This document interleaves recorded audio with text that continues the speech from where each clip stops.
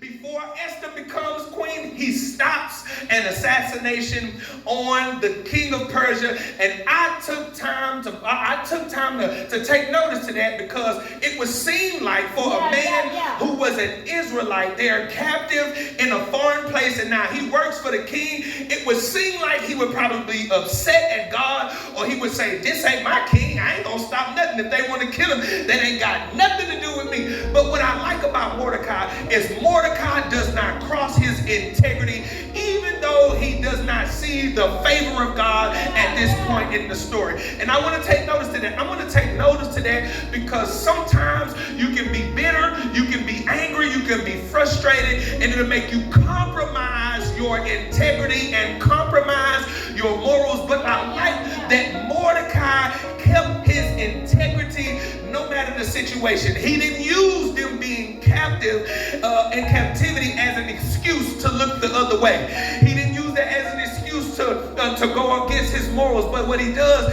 is he maintains his integrity. And I like that. I like that because what we can learn from that is sometimes life circumstances make you develop the wrong attitude towards everything and everybody. Have you ever been there where you're dealing with something difficult in your life, and whereas you normally would have had a smile on your face and a good thing to say, because of what you got to go through now, your attitude might be, come on, a little bit. I want somebody to be real in here. That sometimes you can go through things and it'll change your entire disposition. And this is why we got to take a lesson from the story of Esther, and it is because you never know what God has you in position to do. And had he chose the wrong thing, he don't recognize it. That's what I love about the story when you read the story. He don't recognize it, but the actions of Mordecai at this point in his life become the thing that God uses to bless him at the next point in his life. Did you catch it? In other words, if he had made the wrong decision at this point,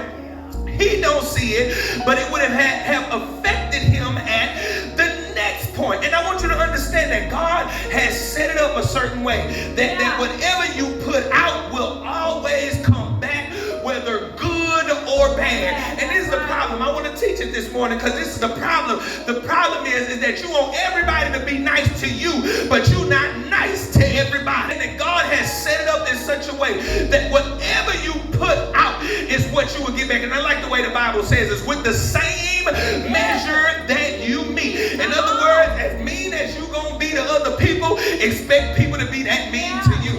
As uncaring as you gonna be to other people, expect people to be uncaring towards you. Here's what Jesus said: he that shows mercy shall obtain. I want somebody to catch it. In other words, it's the understanding that what you put out is what you gonna get in return. And I like it. I like Mordecai does the right thing, and the right things come back to him. And I like it because he doesn't know that his actions are going to be rewarded in such a way. I want you to catch it. He does not do it for the reward. He does it because it's the right thing. Oh, it's the right thing to do. And I wish I could just talk about how sometimes if you wouldn't get the promotion, would you still do the job? If nobody never pat you on the back, will you still do the right thing? And I want to ask somebody a question. Are you doing it for the reward, or are you doing it because it's right? I want to ask some parent in here, are you raising your children because you want people to say you're doing a good job, or are you doing it because it's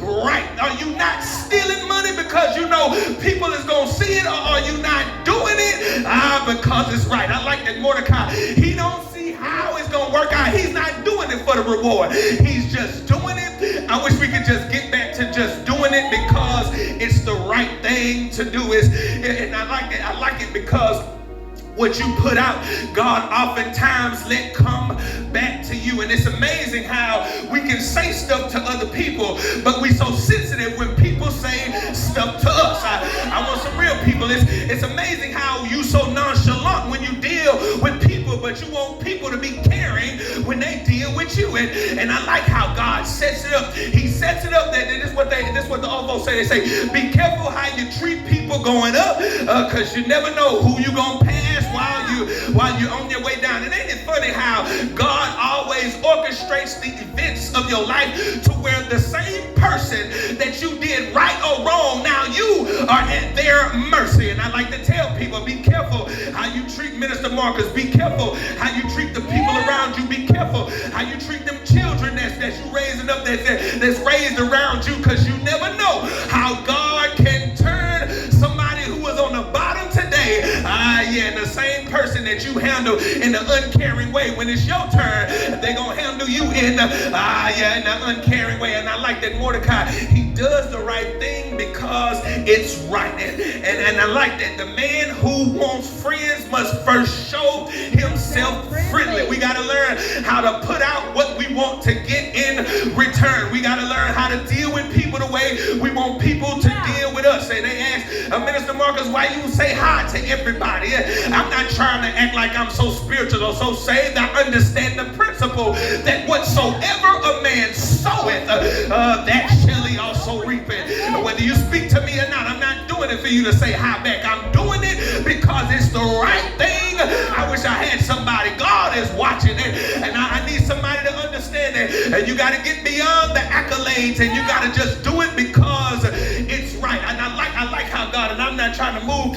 too fast in the story, but Mordecai at this point does the right thing, and at the next stage in his life, the right thing comes back to him. And let me warn you before we move forward, I want you to be careful. I want you to be careful.